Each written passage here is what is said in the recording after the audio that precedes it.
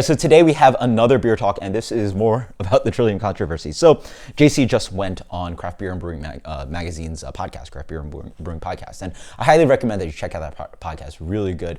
Jamie Bogner does great interviews if you want to geek out about some more technical things about beer. And then you also have John Hall, who is the editor at Craft Beer and Brewing Magazine, and he's a great interviewer. If you listen to Steel's Beer, he's absolutely fantastic on it.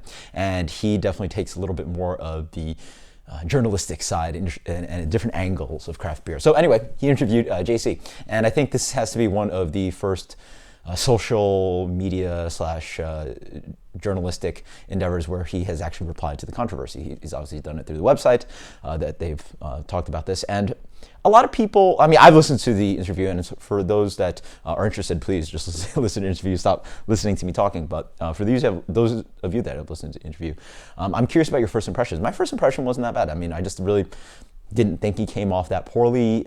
I mean, a lot of people have a lot of complaints. This craft beer community is just very strong-minded, and they have a lot of strong views, and they're very vocal about it. So even though maybe only a small percentage of the craft beer community, even like Trillium, and even smaller percent care about this controversy, and even a smaller percentage listen to this podcast, they're very vocal, and they say a lot of things. And I've heard some stories about people being unhappy with his reply about it.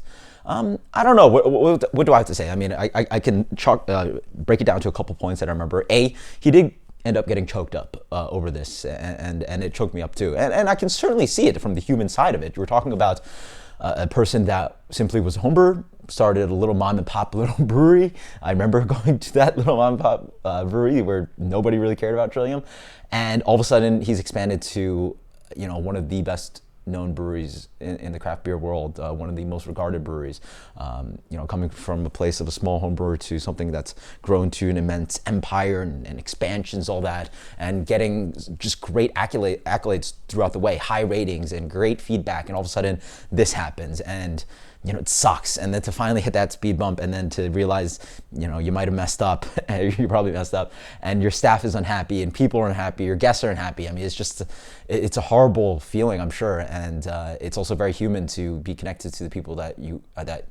work for you, and to hear that kind of reply that you treat people this way is just very unfortunate. So I sure felt that part. And then he also did sort of explain the scale of things. We're talking about, again, from the size of a small brewery with him, and then a few people, and then a few dozen employees maybe. Now they're up to 300 employees. That's huge. And so when you're going to expand like that, labor costs are a thing. And so when you expand that big, yeah, I mean, I guess they cut the amounts of wage that they could afford. And so he does try to disconnect himself from this, saying that, you know, obviously with an empire, there was HR, there's other levels of management, and the decision to cut people's wages was not his decision.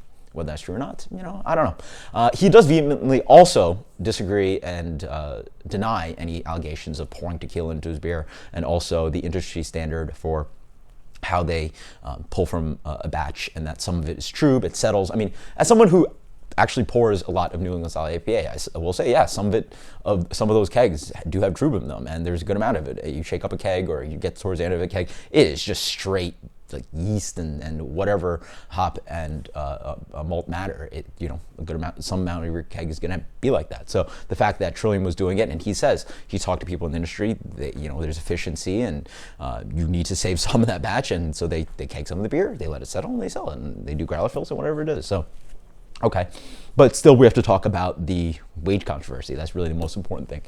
I will say, John Hall did a decent job at pushing the hard questions at JC. A lot of JC's replies I can possibly see were just more towards, like, you know, getting good PR out there. Again, a lot of it just doesn't reply to what I did in the second video, to my issues about this. You know, why was the wage dropped? Okay, so you expanded, but was that completely necessary? Do you think that's fair? The other issue is, do you feel it's right to pay these retail employees a tipped minimum wage, even though you know, it's like 3 something in Massachusetts? They're paying anywhere from 5 to 8. Is it fair to do that? And that question wasn't answered. So I really want to hear your guys' reply about what you think about the podcast. In the end, I would love for him to answer some of those questions.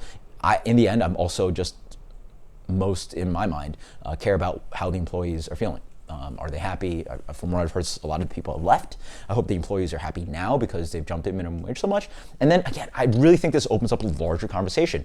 Are there breweries in Massachusetts paying the tip minimum wage for retail employees? Because that's, Trillium can't just be the example here. There have to be other breweries treating their employees a certain way where people are not as happy.